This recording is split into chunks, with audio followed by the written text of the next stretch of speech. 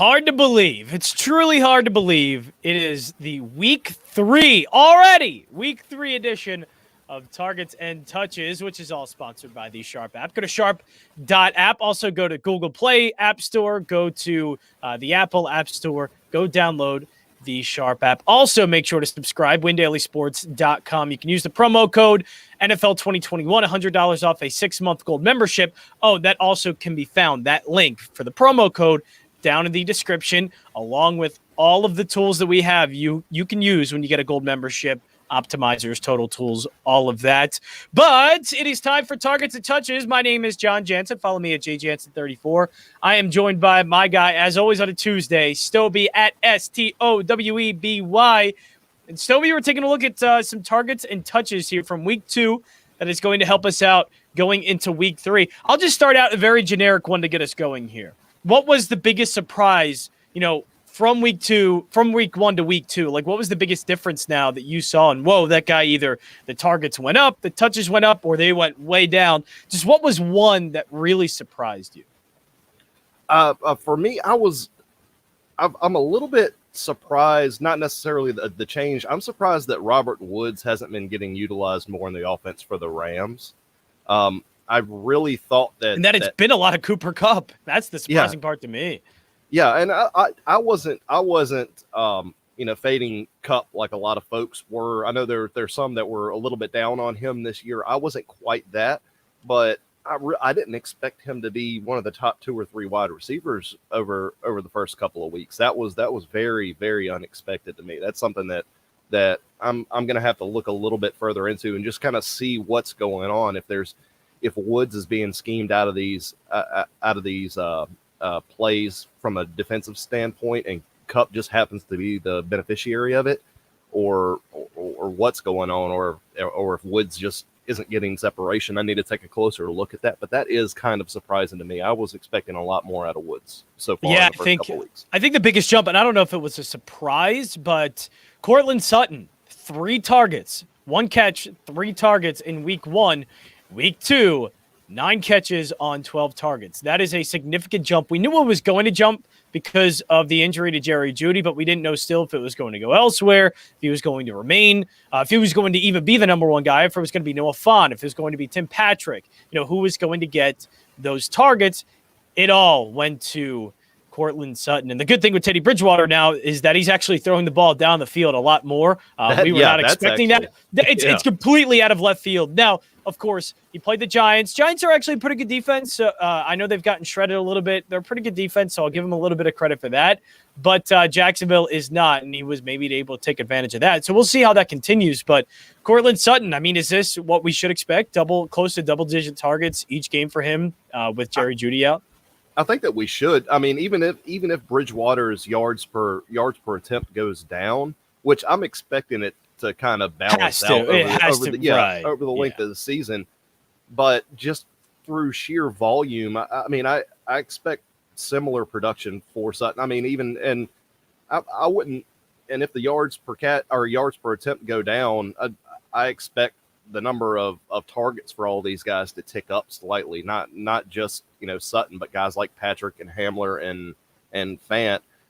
I expect that kind of dink and dunk style of offense to create more points in a PPR format just over the long term in the season. So I think we will. I think we will get an uptick. Now I'm hoping we get a little bit more usage out of Javonte Williams in the passing game.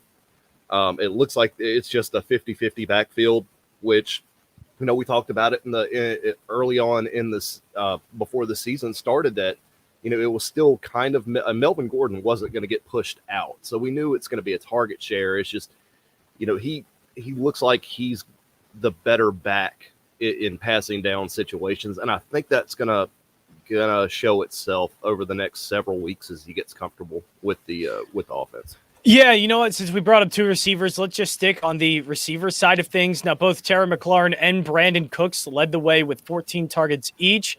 I know Ryan Fitzpatrick, we were thinking it was going to help Terry McLaurin a lot. And Terry McLaurin was already great because he had a bad quarterback play last season and still able to put up these really good numbers. Well, Ryan Fitzpatrick goes down, and then it's, who is Taylor Heinicke? Is he going to be what? Is he going to be what he was in that playoff game, or what is he going to be? Because that could potentially hurt Terry McLaurin's stock. Mm-hmm. No, Terry McLaurin. Does this actually help out? Taylor. I mean, is that a guy now that we're going to be looking at DFS a lot? Just what is the trust level there with Taylor Heinicke as his quarterback now instead of Ryan Fitzpatrick? Because it seems that they got a pretty good connection, and it's probably going to be better than it was with Fitzpatrick. Yeah. Heinicke, shout out. We both thought that was going to be a nasty slog on Thursday. Remember, I might have jinxed it. It ended up being a shootout. We thought so, and it was great.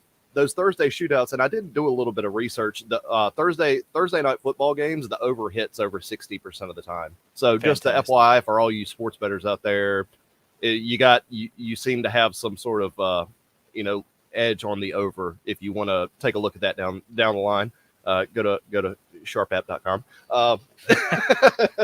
But Heinicke looked good. He pushed the ball down the field a whole lot more than I thought he would, and I guess, McLaurin's proving himself to be kind of like, Allen Robinson, a guy that is quarterback proof. It doesn't matter who's throwing him the ball. If you just get it to him, he's going to be able to do something with it regardless of who it is. So, yeah, I'm going to be looking at McLaurin now, because this is like the fourth or fifth mediocre to below average quarterback he's had throwing him the football, and he just continues to produce. Yeah, he is. And look, again, he was quarterback proof last season. It's not like, Taylor Heinicke was going to come in and Terry McLaurin would just be completely useless, but we just don't know. We didn't know what Taylor Heinicke was going to be, who he's going to target, but it seems like he is really liking throwing to Terry McLaurin. So those two are the top. Brandon Cooks, what do you make of that? 14 targets. Obviously, Davis Mills is going to be starting Thursday. He's the only option there. I mean, pretty much. That's what it's come down to. He's the only option, but I find that hard to continue with Davis Mills as quarterback. Let's be honest. Tyrod Taylor is actually playing pretty well. Yeah, and I couldn't be happier. I didn't see it. I did not see it coming. But as a Virginia Tech guy, I love seeing him. Nice. Actually. He always seems like such a snake bit guy. It was, he either gets injured and gets past, or somebody punctures his lung and he loses his starting job. Still one of the most unbelievable stories. Yeah, I can't believe he didn't sue the Chargers organization for that. But that's a completely different conversation. Maybe they settled behind closed doors and didn't raise a stink. But yeah, the fact that he didn't get an opportunity to even play anymore. But yeah, I'm so happy for Tyrod. Just from a personal level, I'm thrilled that. We're all looking at this team thinking it's going to be a dumpster fire, and on paper, it should be a dumpster fire. Yeah, and he's doing well with it. Yeah, but and unfortunately, now that he's injured, of course, it's just going well, and we thought, wow, you know what? He's looking great, and then this happens again. And then boom, his hammy goes out. Well, I mean, hopefully it's not a long. It's a short week. I don't think the Texans necessarily want to be one of these middling, 7-10, 8-9, 9-8, one of these teams that's not going to make the playoffs. That's going to get like well, hell, they don't even get their first round draft pick here coming up next year, do they? Because I believe they gave a first, their next couple of first round picks up in the Bill O'Brien era. So I don't think it actually really matters to them. So maybe they are going to try and see what they can get out of it. But so let's go here with wide receivers. Who are you worried about? I think one, I would slightly. Not too worried, but he's gotten 10 targets in 2 games, 10 total targets in 2 games. He was okay in the first one, 4 receptions, about 60-some yards and a touchdown, I think. But it's DK Metcalf. He's just having a start to the season. Yeah. It seems like Tyler Lockett, that's the guy. He's the one who's had these huge games. Obviously, there are going to be some big games for DK Metcalf, but do we maybe take it too far, knowing that Tyler Lockett was there, thinking that DK Metcalf was just going to take that much of the target share and demand that much attention all the time, when we knew, hey, like, Tyler Lockett's not going away anytime soon. Yeah. Well, Tyler Lockett, he's consistently proven, season. I mean, he's a great talent. It's just dynamic. The week to week, and he could just as easily next week catch 2 passes for 26 yards when everybody's going to be on him, because if you look, there's only $100 difference between DK and Lockett, or $100 or $200 difference between the two of them on DraftKings.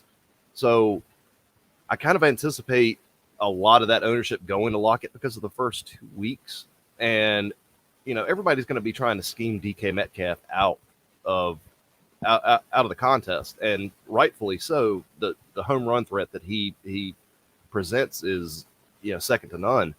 Mm-hmm. And after the first couple of weeks with Lockett, these blown coverages, because I know that one touchdown pass, it was just, there was nobody within 20 yards of him. Somebody blew a coverage on Sunday, and they just didn't bother going back there. And wow, the Titans secondary blowing a coverage? No way. That hasn't happened before. No. Well, I mean, that doesn't happen to Tennessee. What are we talking about? It doesn't happen in Minnesota, who's going to be their next a team. It actually, I think, kind of does happen in Minnesota a little bit too. I think, that might be a little sarcasm built in there. No, so I think what usually happens in those situations when you have multiple wide receivers, if you have them scheming out the big threats, and the number 2 guy or the 1A or 1B goes off and they try to overcorrect, that just creates openings for somebody like a DK Metcalf. So I'm kind of going to go ahead and lean into DK one more week, and I have a feeling. I mean, it's going to happen eventually, right? I mean, there's no way absolutely. It's going to have this horrifically bad season. It's going to happen. He looks fine. It's not like there's anything wrong with him. I just defenses are scared of him. So so who are you concerned about? Who are you concerned about when it comes to targets, the wide receiver position? That you just go, I'm not really liking this. Like, this isn't what I kind of was expecting coming into the season. I know Tyreek Hill for some has been one of them. Yeah, Tyreek Hill, but I think that's more of more because of the defenses that they were facing. I'm not too terribly worried about Hill. I thought Kelsey was going to be the one to blow up in last week's contest. Anyway, I wanted him. He was my top kind of contrarian play in that showdown slate. I had a feeling because of what Darren Waller did to him just the week before. So I think Tyreek is going to be fine. It's not like the targets go to anywhere else. They don't tend to spread the ball out. It tends to be Kelsey, Hill, and then Mahomes running it when he feels like it. I mean, CEH barely gets involved. Mecole Hardman, Byron Pringle, all those guys, they get a play or two, and maybe they'll catch a touchdown. I think he's just on the wrong side of luck right now, and that'll even out. I'm as far as being a little bit concerned, I'm starting to get a little bit. He's getting a lot of targets, but it's not converting. I'm a little worried about AJ Brown just because of the way that Julio looked last week, and I don't always expect that volume to be there with Henry as a running back. So, Tannehill and Julio kind of linked up, and I was not expecting that. So I want to keep an eye on it. AJ Brown's supremely talented, but I know Tennessee doesn't want to sit there and have to throw the ball, 40 plus times a game. That's just not their style. So I'm gonna keep an eye on that. I don't know. I'm always a little bit concerned about Mike Evans, but that's a personal issue. Right. Yeah. Hey. No, it's completely fair. Especially with all that target share. And like the Antonio Brown thing, week 1 was great. Week 2, not really a lot either. So Kenny Galladay, if he does not go off this week, I'm definitely worried about. That's panic button time. Panic button time, because this game should be a perfect storm for Kenny Galladay. As far as being able to target him, because Atlanta, and we've talked about it a lot, they like to blitz the safeties and the cornerbacks, and when it comes to mobile quarterbacks, they can run that bootleg around, and a guy like Galladay in man coverage against the Falcons' poo-poo defense, he should be able to get behind everybody. And I think they're going to focus their attention on Shepard. So if Galladay doesn't go off this week, I've got some serious concerns. Yeah, that one, I'm so glad I kind of stayed away from the Kenny Galladay situation. I did too. I didn't think he was going to be the guy, but it's people were really high on him. I mean, Sterling Shepard's been the best wide receiver there for years, and the only issue has been health. So I was Shepard and Slayton in best ball, so I wasn't really worried about Galladay. But I do think there's a really, really good case to be made to be targeting him in DFS this week.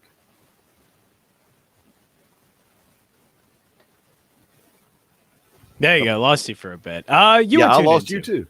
Okay. Targets and touches right here, WinDailySports.com. My name is Jon Jansen. Follow me at JJansen34. Follow Stoweby at STOWEBY. Looking at all of the targets and touches from week 2 and helping us into week 3 here over at WinDailySports.com. Sign up for a gold membership. Use the promo code NFL2021. If you want that promo code, you can use the link in the description to help you sign up, as well as all the tools that we have to offer, just to show you a little bit of what we do have to offer here at Win Daily Sports. Taking lineup questions. Hey, Matt, if you have any questions, just let us know. If anyone has any questions, if you want to ask a question, just understand it's we're really a little early in the week. Yeah, it's a little early, but ask away. We'll be able to. We'll try and help you out as best as we can, for sure. So let's go into some of the running backs here. What we thought, not really a concern week 1, but it was something that just seemed odd. Completely flipped in week 2. Austin Eckler got his targets in the passing game and converted on literally all 9 of them. So, not bad for Austin Eckler. I think there was no cause for concern there, and he did well. Yeah. Like I said, I was just watching it. I wasn't worried. Exactly. If he didn't do that, against Dallas, then I would start to be a little bit worried. But he's firmly in there in the passing game. Thank goodness. And good gracious, the passing volume in on that Chargers team is ridiculous. Mm-hmm. Mike Williams is like top 2 or 3 in the league in targets, and then Keenan Allen and now Austin Eckler getting used in it. It's silly. Yeah, Mike Williams is number 1 with Amari Cooper in total targets over the first 2 weeks, and then CeeDee Lamb, Sterling Shepard. And then you go down to number 6, and it's Keenan Allen. It's like the volume of just Dallas and the Chargers is just absolutely obscene. And I wasn't expecting Mike Williams to be at the top of that heap. No, I was not. And here's the question for Matt here. Desperate need of a new quarterback. Screw Joe Burrow. He's been all right.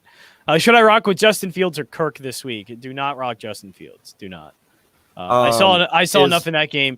Of course, the running is going to be there a little bit, but I would just stay away from rookie quarterbacks. We're seeing kind of all over the place with rookies.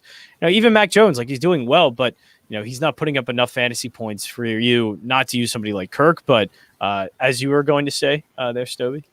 Oh, I was getting ready to say, I'm just checking the total on that game. A case could be made to potentially run Kirk against Seattle this week. Seattle's secondary isn't great. Let's be honest. It's not good. Well, it's just that entire defense. There's no reason to be scared of Seattle anymore. There's just truly isn't. No, it's a fit. Oh yeah, you can start Kirk this week. 55.5 total is what it opened up at. Oh God, 55.5. Woo, yes, buddy. All right. Minus 2 for the Seahawks. So yeah, go ahead, fire up Kirk. Yeah, I would absolutely fire up Kirk. I am firing up Justin Jefferson this weekend. I think he's going to have a good game as well. So taking a look at all the other things at running back, and maybe this goes into a little bit of the waiver wire as well. What do we make of Carterelle Patterson? This is a thing. And, for all the Mike Davis, and I think he's out snapping him. So I think it's fine. The Mike Davis thing, I just don't think he's talented enough. As much as we want to say that he does have a little bit more of the target share or at least more of the snap count than I would say Mike Davis. The thing is, Mike Davis just maybe isn't that good. And Carterelle Patterson, 30 years old. He's a wide receiver converting into a running back. It's weird, but the guy has big playability, and we see Atlanta wanting to use that. There's an absolute need for that kind of player in Atlanta's offense, and seems like they have every single bit of using him and want to use every single bit of them because they need it. They need that kind of player. Yeah. Well, I mean, if you've got an injured guy on your roster and you want to pick him up for seasonal, and if you happen to be a Mike Davis owner and don't have him already, go ahead and scoop him up. It can't hurt. And we've seen it before where these wide receiver converts have had a decent, single season, like a Ty Montgomery a few years back. So, I mean, it can work, but just understand what you're signing up for. The reason that most of us were okay with Mike Davis as far as like a RB3 or RB4 is because we did not anticipate any kind of competition from anyone. We weren't thinking that Carterelle Patterson was actually going to get any sort of snap share over Mike Davis. So it would behoove you to go ahead and pick him up if you are a Mike Davis owner and just hold on to it and see what happens. Because it would have to be, it's not going to be based off of purely running. Because, I mean, as much as he is a faster back than Mike Davis, and I think he's more talented, still, like, he's not an actual running back, and that has its limits. So I don't think Atlanta's going to try and push those limits. But what adds the dynamic is that he can get maybe 20, 30 rush yards per game. And if he's going to get 5 or 6 targets for 30, 40 yards, I mean, that's a pretty, like, it's not great because you would need the touchdown, but it's a kind of safe flex floor if you're looking for something like that. And at least somebody on your bench, I think it's completely capable. But again, this could just be a flash in the pan thing. And then Carterelle Patterson, continues to fall apart. It's just, I don't know. We've never seen this consistently. It's something really new. It's something that's coming late into a guy's career that we didn't really know. So I honestly, I think it's okay to pick him up, but there is sort of at least a good floor here, at least in flex spots that I think Patterson provides you with. Just don't expect anything too huge from him though. Like I'm never expecting a 100-yard game from him, whether that's rushing or receiving at all. Yep. That's an interesting question. You want to go? Let's go ahead and take that. You want this one? You want this one? That who are your wide receivers? You have Gainwell's an RB2. Oh, Edgar. Edgar. Yeah, we might need to. We'd have to figure that one out. I mean, let's go to David Montgomery though, since we're doing targets and touches here. David Montgomery, what do you think of his performance for the Bears in week 2? It's actually better than what it shows on the stat line. He left there was over 30 yards of offense that got left on the table from a stupid holding penalty, or a couple of stupid holding penalties. He ripped off like a 30-yard reception down the left side, and it got called back, and then he ripped off like an 8-yard run. Montgomery is fine. I keep watching these Chicago games, and Montgomery keeps ripping off these. The thing is that the talent's actually popping off of the screen now. Like, and it wasn't in the first year. It actually is, and it's really it's surprising and impressive. So if he's going to get the touches, then the talent's there for sure. Yeah, it's there. It's just his coach likes to run plays that don't fit him, and that is really my only. Like he was, I mean, you're talking about close to 100 yards of total offense last week if it wasn't for penalties. So I anticipate it's either gonna get better or it's gonna become Lazer's job before the end of the season. They don't have an option. He keeps running these. Would Justin Fields help out? Would Justin Fields help out or hurt David Montgomery? As far as creating running lanes, I think it absolutely helps. As far as the play calling and scheming up goofy reverses and little flea flickers and these kind of plays that don't make any sense for a running back like David Montgomery, I think it hurts. It's a new tool in the toolbox, and he's gonna want to use it way more. Matt Nagy's gonna want to use it a lot more than he should. So especially seeing Justin Fields, he's a rookie, so obviously needs a little bit more polishing in the passing game, as we saw against Cincinnati. Yeah. So I could see some read option coming in. Yeah, absolutely, I could absolutely see that. So I think David Montgomery is going to be good. Now, the rest of this. So should I trade Mclaren for Montgomery? Obviously, the RB2 there because of Gus Edwards. He has Diggs and Brandon Cooks and Hollywood Brown in a PPR. This is a 12-man PPR league. Mr. Stoweby. I think you can make that. You can take that trade. Honestly, you really need a running back desperately, and Brandon Cooks has exceeded expectations, And Baltimore defense looks softer than it has been in years. Right, so and if you can, give us if this is a 2 wide receiver league, 3 wide receiver league, if this is a 2 running back, 2 wide receiver, and a flex, because it might. If you need 3 wide receivers, as long as Brandon Cooks and Mclaren are both being used, I might just try and obviously you don't want Gainwell there, and you're probably not going to get any good running back. But I just keep trying to mix and match. I would not want to get rid of Mclaren and then have Hollywood Brown in there. Yeah. Oh, Nick Chubb, RB1. I don't know. I just wouldn't want to get rid of the points there if you're using both McLaurin and Brandon Cooks. But if it's a 2 wide receiver league and you have a flex spot, then I'd probably end up doing it because I don't know if you're going to be able to use Gainwell's not very. If something, he'll be supremely, in a great position if Miles Sanders gets hurt, obviously. But right now he is a handcuff, kind of in between a handcuff premium, like with a little bit of standalone value, but it's not enough to be an RB2. Exactly. So, definitely. Yeah, you're really thin at running back. So check your depth charts and see what you got on the waiver wire also, and look for some guys that are in some positions that could possibly step up. I doubt somebody like Alexander Madison is on the team. Normal format flex and kicker. So I'd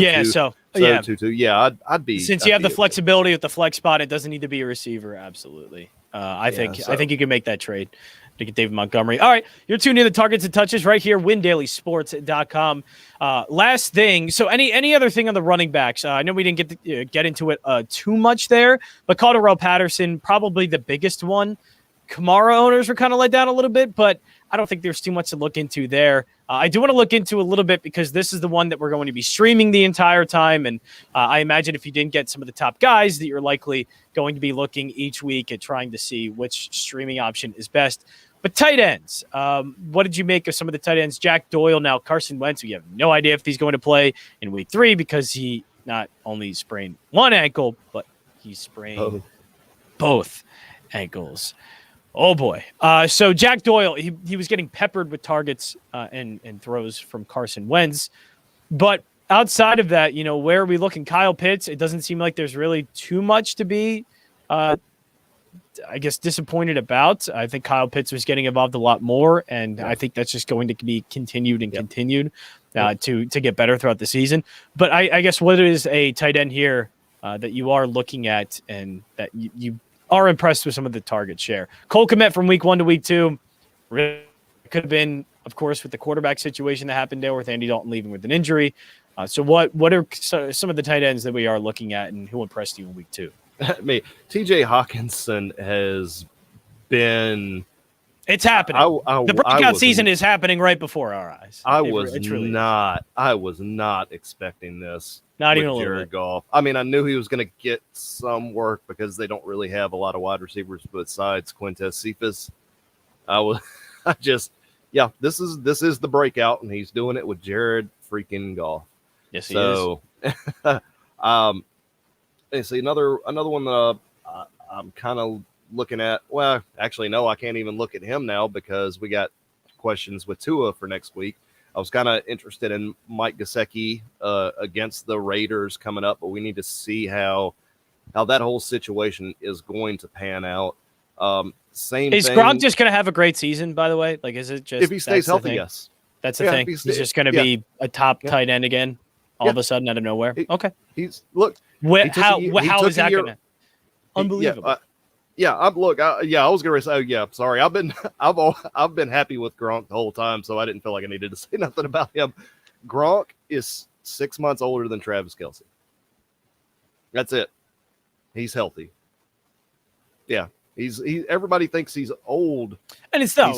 Gosh, it is. Well, he does look like at times, and I know Dan Lebatard described him this way, that when he runs down the field, it's looked like all of his parts are like if he's a robot and his parts just flying off as he's running down the field, like he does. But it's just, you're right. Like there's still something left in the tank here. Yeah, he took a year off. He got his body healed up. These NFL players, a lot of times they're playing multiple seasons with the same injury, and they pile up and pile up and pile up, and they never get healed, and then everything falls apart all at once. Well, he was lucky enough to get himself a year off. I know he's a goofy meathead, but when it comes to the football stuff, he takes it very, very seriously. He takes care of his diet.